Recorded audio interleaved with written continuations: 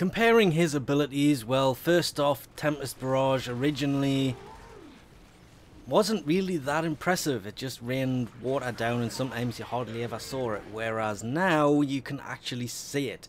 Damage wise, apart from being able to charge it to have more explosions and a longer duration, it takes it from 6 seconds from its normal to 12 when you actually charge it.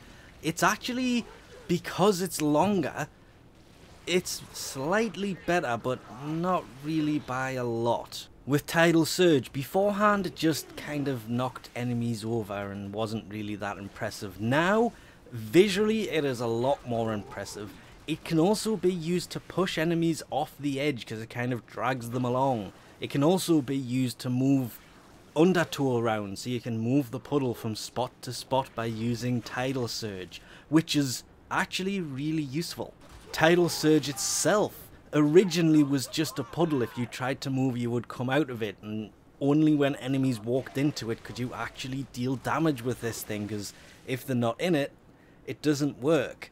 Of course, the previews of this I have, my Hydroid was level 5, so dealt little damage anyway, but now it is way better because you can pull enemies into it, as well as that whole Tidal Surge being able to move it. And you can use Tempest Barrage from within it as well.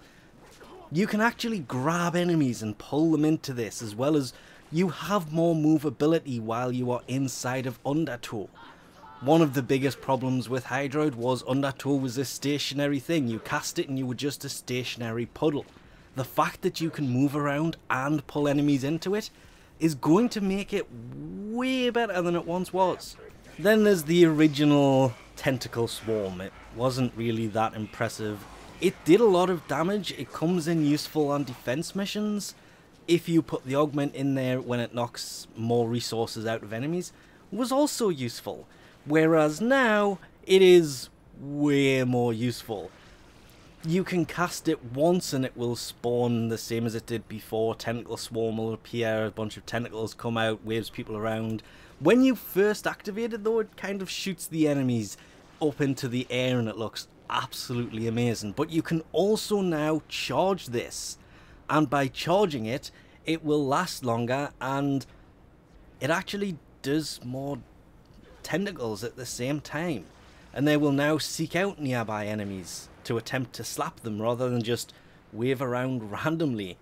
So it has been a huge improvement. Visually, it's all a huge improvement, but Tentacle Swarm probably has the best improvement because this guy is the source of it. It actually shows the Kraken now. I know that Kraken was kind of a joke when you saw when you cast Tentacle Swarm.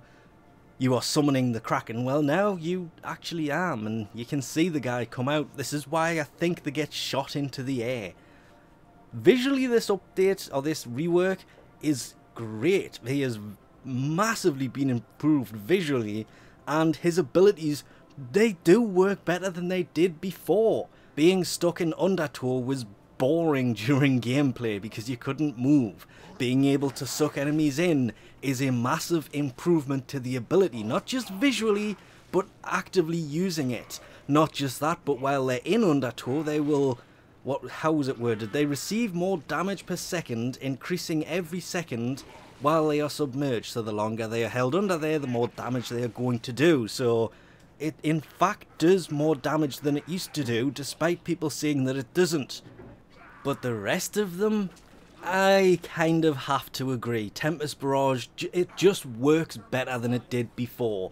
It's not really an increase in damage, but it is an increase in duration, which will increase damage over time. Tidal Surge is kind of a similar thing, because you can push them around and cast both of these abilities from inside of Undertow. It's really useful. But the biggest thing being Tentacle Swarm itself, that thing coming out and being able to charge it for more tentacles over a larger area. All of these will use more energy, which means setting him up is going to be a pain. I'm not going anywhere near builds on this guy because he's sat there unformed. Well, not unformed. I formed him, got him to level 5 and left him for, it must have been about a year now. The only reason I ranked him back up is because they did the rework on him and I needed him to be level 30 to be able to actually try him out. Was a massive improvement. The playability of this Warframe was actually much better. I like the fact they left the passive alone. That is still fairly useful, and it does look like after using it, it's just a massive visual increase. Yes, the damage has been increased in certain places by just a little bit, not by a great deal, but it didn't really need it. It all depends on how you mod the frames, but this goes for all frames anyway. But this has led to the hype for Hydroid Prime being much bigger, because obviously if the shields have been increased on his normal version and the armor has been increased from 65 to 200 on his normal version, what are they going to increase for his Prime version? I'm personally really hoping that they increase his power strength, because that would make Hydroid Prime just amazing. Otherwise he's just going to be another Prime frame that, once people have leveled up, is just going to sit there and never really be used, which would be a damn shame, because Hydroid can actually be a useful frame. Anyway, we'll leave this off here for now. Thanks for watching, and I'll catch yous next time.